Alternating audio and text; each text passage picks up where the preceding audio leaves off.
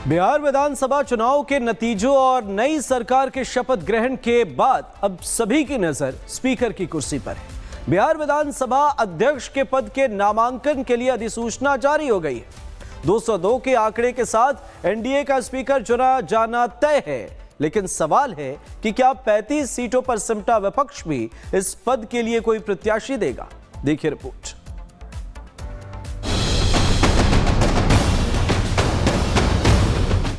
नीतीश कुमार,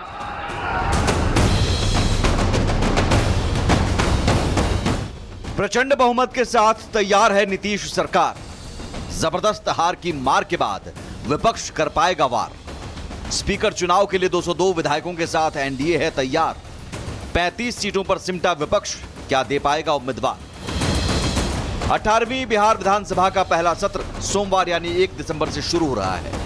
एक तरफ एनडीए की प्रचंड जीत के बाद नीतीश कुमार 10वीं बार मुख्यमंत्री बने हैं, यानी नई सरकार अपने पूरे दमखम के साथ दिखेगी, तो दूसरी तरफ जबरदस्त हार की मार के बाद से उबरने में जुटा विपक्ष भी कम संख्या होने के बावजूद सरकार को घेरने की कोशिश करेगा। लेकिन नजरें टिकी हैं बिहार विधानसभा के नए स्पीकर की कुर्सी पर। बिहार विधानसभा अध्यक्ष के पद पर नामांकन के लिए अधिसूचना जारी हो गई है। सत्र के पहले दिन प्रोटेम स्पीकर नरेंद्र नारायण यादव सभी 243 नवनिर्वाचित विधायकों को शपथ दिलाएंगे। उसी दिन स्पीकर पद के लिए नामांकन होगा और नाम वापसी होगी। अगले दिन यानी 2 दिसंबर को नए विधानसभा अध्यक्ष का चुनाव कराया जाएगा। अगर एक से अधिक उम्मीदवार मैदान में रहे तो मत विभाजन से स्पीकर चुना जाएगा। सूत्रों के मुताबिक बीजेपी के वरिष्ठ नेता और पूर्व मंत्री प्रेम कुमार को विधानसभा का नया स्पीकर बनाया जा सकता है। 202 के आंकड़े के साथ एनडीए का स्पीकर चुना जाना तय है, लेकिन सवाल है कि क्या 35 सीटों पर सिमटा विपक्ष भी इस पद के लिए कोई प्रत्याशी देगा, क्योंकि 2020 के बिहार विधानसभा चुनाव के बाद एनडीए के पास बहुमत था, फिर भी महागठबंधन ने अध्यक्ष पद के लिए प्रत्याशी दिया था। जिस तरह से एनडीए गठबंधन एकजुट है और कल अगर स्पीकर पद का चुनाव होता है तो वैसी कोई संभावना तो नहीं दिखती है जिसमें एनडीए गठबंधन के बीच में कोई समीकरण जो है इधर से उधर होने की बात हो रही हो। तो अगर कोई वैसा विकल्प नहीं है तो उस स्थिति में चूंकि स्पीकर का पद नंबर का खेल है और उस नंबर में एनडीए काफ़ी मजबूत और काफ़ी कंफर्टेबल है, इसलिए मुझे नहीं लगता है कि विपक्ष जो है वो अपना उम्मीदवार उतारेगी। वहीं इस बार विधानसभा में कमजोर विपक्ष नीतीश सरकार के लिए वरदान जैसा है। एनडीए के पास असाधारण बहुमत यानी 202 का आंकड़ा है। ऐसे में सरकार को विधायी कार्य करने में कोई मुश्किल नहीं होगी, जबकि 35 सीटों पर विपक्ष के लिए सरकार को घेरने और महागठबंधन को संगठित रखने की चुनौती होगी। वहीं नजरें 5 सीटों वाली एआईएमआईएम और 1 विधायक वाली बीएसपी के रुख पर भी टिकी होंगी। विपक्ष लोकतंत्र का एक मजबूत स्तंभ होता है और जो जन सरकार के मुद्दे होते हैं उसको लेकर के विपक्ष हमेशा सरकार को घेरती है।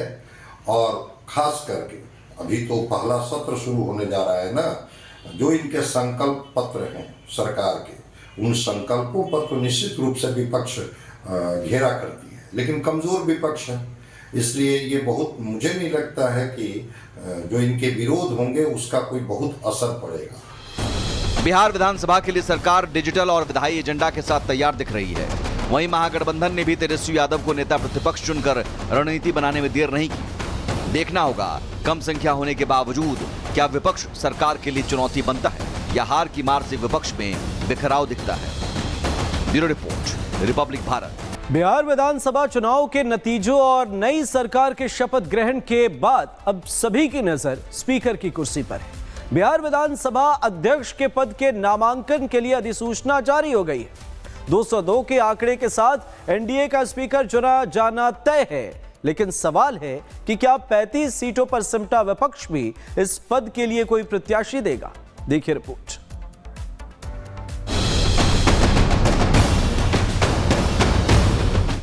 नीतीश कुमार,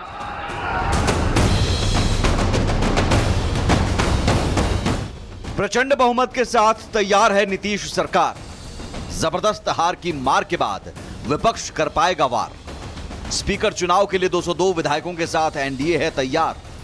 35 सीटों पर सिमटा विपक्ष, क्या दे पाएगा उम्मीदवार। 18वीं बिहार विधानसभा का पहला सत्र सोमवार यानी 1 दिसंबर से शुरू हो रहा है। एक तरफ एनडीए की प्रचंड जीत के बाद नीतीश कुमार 10वीं बार मुख्यमंत्री बने हैं, यानी नई सरकार अपने पूरे दमखम के साथ दिखेगी, तो दूसरी तरफ जबरदस्त हार की मार के बाद से उबरने में जुटा विपक्ष भी कम संख्या होने के बावजूद सरकार को घेरने की कोशिश करेगा। लेकिन नजरें टिकी हैं बिहार विधानसभा के नए स्पीकर की कुर्सी पर।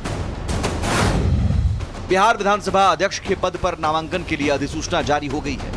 सत्र के पहले दिन प्रोटेम स्पीकर नरेंद्र नारायण यादव सभी 243 नवनिर्वाचित विधायकों को शपथ दिलाएंगे। उसी दिन स्पीकर पद के लिए नामांकन होगा और नाम वापसी होगी। अगले दिन यानी 2 दिसंबर को नए विधानसभा अध्यक्ष का चुनाव कराया जाएगा। अगर एक से अधिक उम्मीदवार मैदान में रहे तो मत विभाजन से स्पीकर चुना जाएगा। सूत्रों के मुताबिक बीजेपी के वरिष्ठ नेता और पूर्व मंत्री प्रेम कुमार को विधानसभा का नया स्पीकर बनाया जा सकता है।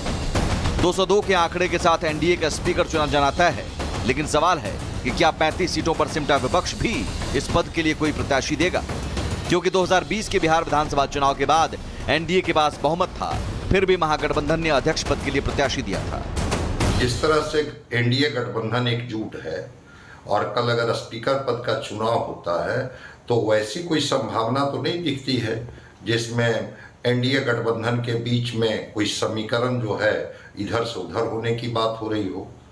तो अगर कोई वैसा विकल्प नहीं है तो उस स्थिति में चूंकि स्पीकर का पद नंबर का खेल है और उस नंबर में एनडीए काफ़ी मजबूत और काफ़ी कंफर्टेबल है, इसलिए मुझे नहीं लगता है कि विपक्ष जो है वो अपना उम्मीदवार उतारेगी।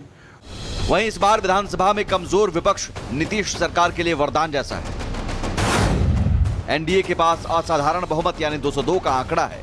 ऐसे में सरकार को विधायी कार्य करने में कोई मुश्किल नहीं होगी, जबकि 35 सीटों पर विपक्ष के लिए सरकार को घेरने और महागठबंधन को संगठित रखने की चुनौती होगी। वहीं नजरें 5 सीटों वाली एआईएमआईएम और 1 विधायक वाली बीएसपी के रुख पर भी टिकी होंगी। विपक्ष लोकतंत्र का एक मजबूत स्तंभ होता है और जो जन सरकार के मुद्दे होते हैं उसको लेकर के विपक्ष हमेशा सरकार को घेरती है। और खास करके अभी तो पहला सत्र शुरू होने जा रहा है ना, जो इनके संकल्प पत्र हैं सरकार के, उन संकल्पों पर तो निश्चित रूप से विपक्ष घेरा करती है, लेकिन कमजोर विपक्ष है, इसलिए ये बहुत मुझे नहीं लगता है कि जो इनके विरोध होंगे उसका कोई बहुत असर पड़ेगा। बिहार विधानसभा के लिए सरकार डिजिटल और विधायी एजेंडा के साथ तैयार दिख रही है। वहीं महागठबंधन ने भी तेजस्वी यादव को नेता प्रतिपक्ष चुनकर रणनीति बनाने में देर नहीं की। देखना होगा कम संख्या होने के बावजूद क्या विपक्ष सरकार के लिए चुनौती बनता है या हार की मार से विपक्ष में बिखराव दिखता है। Bureau report, republic Bharat. Bihar विधानसभा चुनाव के नतीजों और नई सरकार के शपथ ग्रहण के बाद अब सभी की नजर स्पीकर की कुर्सी पर है। बिहार विधानसभा अध्यक्ष के पद के नामांकन के लिए अधिसूचना जारी हो गई है। 202 के आंकड़े के साथ एनडीए का स्पीकर चुना जाना तय है, लेकिन सवाल है कि क्या 35 सीटों पर सिमटा विपक्ष भी इस पद के लिए कोई प्रत्याशी देगा? देखिए रिपोर्ट।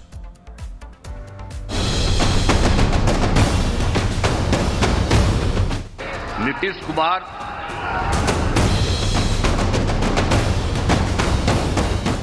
प्रचंड बहुमत के साथ तैयार है नीतीश सरकार। जबरदस्त हार की मार के बाद विपक्ष कर पाएगा वार।